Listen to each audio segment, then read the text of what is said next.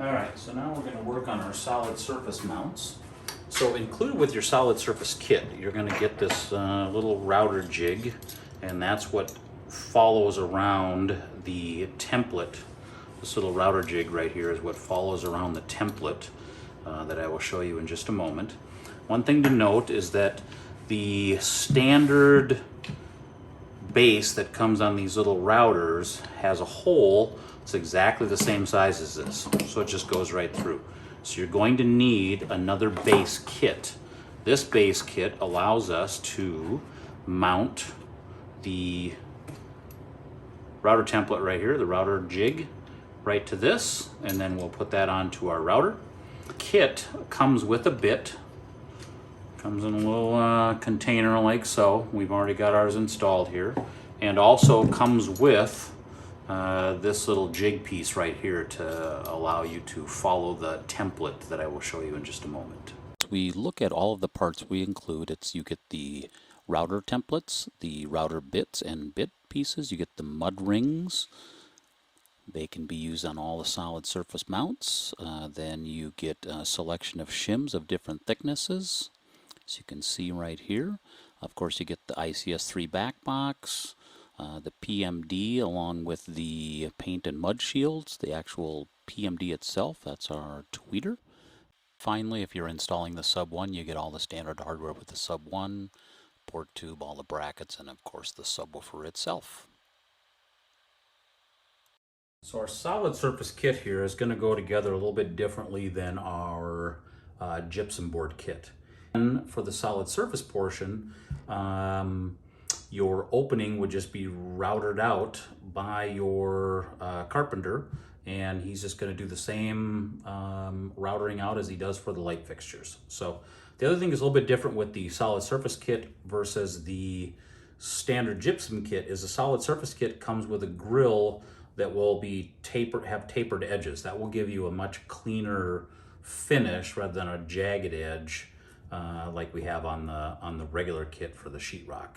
So just note that if you have a grill that has a little angled piece on the end, you know, that is your solid surface grill. So the other thing that's a little bit different with the solid surface kit is, of course, there's no gypsum, so you have to install the kit into the joist a little bit differently. And what we've come up with is a design that is similar to what the light fixture guys use. So these are the brackets, and I'm going to show you how they all go together here. They're adjustable for width. You can also slide them so that, again, you can move your opening to match up with your lighting. So as we test for how thick our shims need to be, this piece right here would represent our actual thickness of our new wood ceiling surface. This is our plate that our speaker is going to mount to. As you can see, if we run this up here, you can see that we're sticking out about 1/4 of an inch or so. So I'm going to add a shim, and then we're going to put a bracket on openings. So let's put these together and we will show you how all that stuff works. So we've added a single shim onto here. You can see it right there. So if we take that over, now when I hold that up, you can see that that speaker lines up right with the surface, which is what we want, so that our grill, once we put it in, is going to flush right to the surface of the solid surface ceiling. So we've got our brackets screwed onto here, and the brackets can go either way. You can put them on with the lips this way or with the lips the other way. The tab, so they can mount to the studs. It doesn't really make any difference. If you need to have a little bit more clearance, or if you're going to screw those in with the back box, then you would have to spin these around, because once this is laid down onto the speaker, you can see that that is very close to the side, so it'd be kind of hard to screw it in if you'd have attached it prior to hanging it up into the wall or up into the ceiling. So once we've got that done, we're going to go ahead and we're going to mount the plate up to the joists, and then we will add our back box.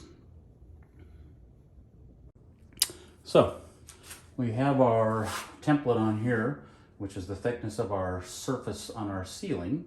Now I've taken my plate and I've mounted it with the brackets.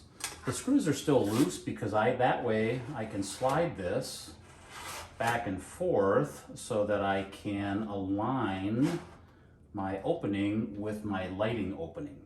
Now remember that your carpenter is most likely going to be doing the final router cuts and the solid surface for you. These wooden, or these brackets right here, are the same type of brackets that they use for lighting, which will make it a lot easier for those folks. Once I get this where I want it to be, you can see I'm still flush right here, so once I get my grill and do all that stuff, it's going to fit flush to the ceiling itself. So once I get this right where I want to be, these 4 nuts that are on the back side, we're going to tighten those up, and then we're going to put our back box on. So as you can see now, we have our back box with the ICS3 mounted to the mounting kit right here, which is your surface kit. And we are ready. We're going to put our little trim ring back in here so we can put our paint shield back on. That way when they come in and sand off their surface and do all that work, it protects our woofer. And then we'll do the installation of the planar driver at the very end. One of the things that's a little bit different with the solid surface kit versus the gypsum board kit is the solid surface kit only has this 3-inch mud ring and paint shield. And that's all you will need to have for all your different mounting sizes, whether it's 3 or 4 inch. But this is all you need to keep everything protected while the rest of that stuff is going to be cut out. So just like the other one, there's a little tiny screw right in here. We'll take that apart. One's the paint and one's the mud and everything else shield. So let's take that off of there and show you how to use both those pieces. So if the mud shield or protection shield is needed, that stays on. Now that that's done, and we're just gonna have for paint, sanding, final finish, you can see we've taken the double piece off and put the single one on that has the 3 holes, piece of tape on there still. This is the little tab that you can pull that thing off with. So this stays on now as they do their sanding and work around the wood that this is mounted in behind here. Again, this is the same thickness as our grill. So these 3 holes, we're going to pop that tape off, and that's how we're going to adjust in and out to make sure that our grill lines up perfectly with our solid surface. So now you see we have our solid surface kit installed. It is flushed up to our wood surface as to how that would be. And the best way to do that is to have a piece of wood that's the same thickness as the wood that is going to be placed, or whatever that material is that's going to be placed on that solid surface. You just make yourself a little template across here, and that's kind of what you use to your guide so that your grill assembly and everything else lines up flush with this. So our paint shield's in place. We've got it all set. If it's a subwoofer,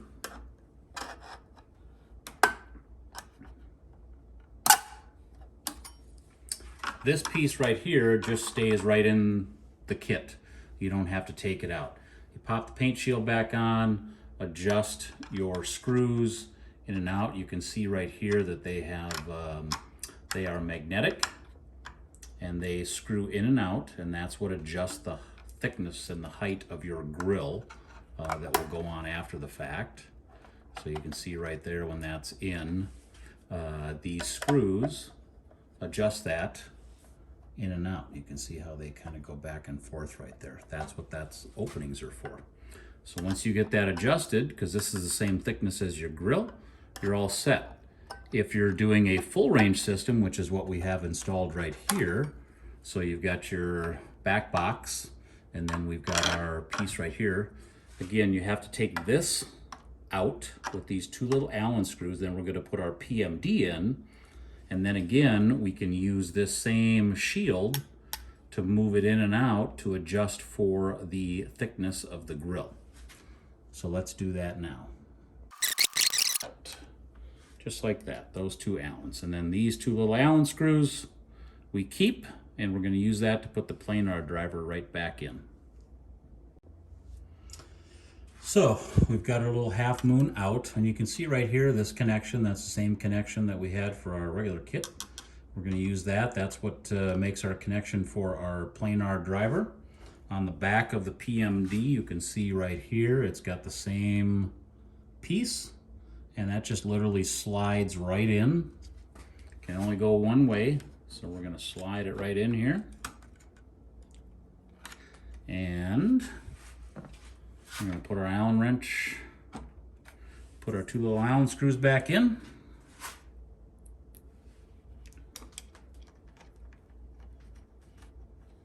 Just like so. Very simple. This will be the very last thing that's done in the installation, is putting in the planar driver. So you want to keep those in a safe place. Sometimes we know that jobs can take quite some time from start to finish. And then what I would do is make sure that these are just screwed all the way down, each one of them.